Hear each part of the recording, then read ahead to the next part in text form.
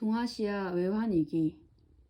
태국의 바트와 가치가 급락하면서 그 파장이 인도네시아, 말레이시아, 필리핀, 한국 등으로 확대돼 1997년 아시아 각국의 통화 가치가 급락하고 해외 자본이 급격히 유출돼 아시아의 외환 시장이 마비됐던 상황을 말한다.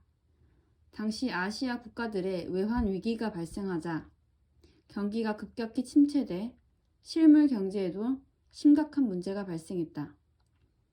한국 정부는 적정 수준의 외환 보유고를 확충하기 위해 국내 외환 수요를 억제하고 경상수지 개선을 위해 긴축 정책을 시행했다. 이 같은 정책 시행 결과 1997년 회사채 수익률은 30%를 넘는 수준으로 이전과 비교해 20%포인트가량 크게 상승했다.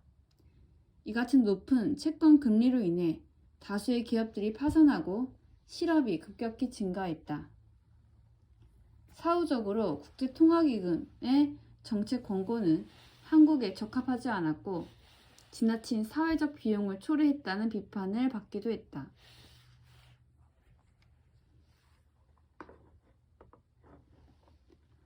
(1997년) 태국을 시작으로 인도네시아, 말레이시아, 필리핀, 한국 등 동아시아 국가들에게서 발생한 외환 위기를 말한다.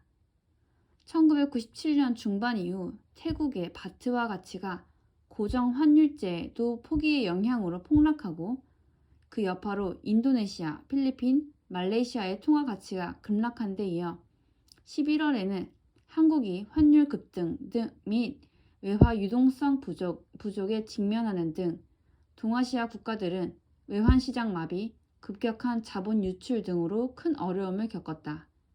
이들 국가별 외환위기의 원인 및 정책 대응은 각국 여건에 따라 상이하기 때문에 일률적으로 규정하기는 어렵다. 다만 한국을 비롯하여 태국, 인도네시아, 필리핀은 위기 극복 과정에서 국제통화기금으로부터 자금 지원을 받는 대신 IMF의 정책 권고에 따른 데 비해 말레이시아는 IMF 지원을 받지 않고 독자적으로 극복 정책을 추진하였다. 이들 국가는 1998년 중반 이후 경기가 점차 회복하면서 1999년에는 대체로 위기 상황으로부터 벗어났다. 한국의 경우 대기업의 연쇄 부도, 경상수지 적자 확대, 단기 외채 급증 등의 대내적 요인 외에 개도국 시장에 대한 불안감 확산으로 인한 해외 채권자들의 자금 회수 등 대외적 요인이 겹치면서 외화 유동성이 크게 부족해지자 1997년 12월 IMF에 구제 금융을 신청하여 IMF로부터 190억 달러, 세계은행과 아시아개발은행으로부터 각각 70억 달러와 37억 달러를 지원받았다.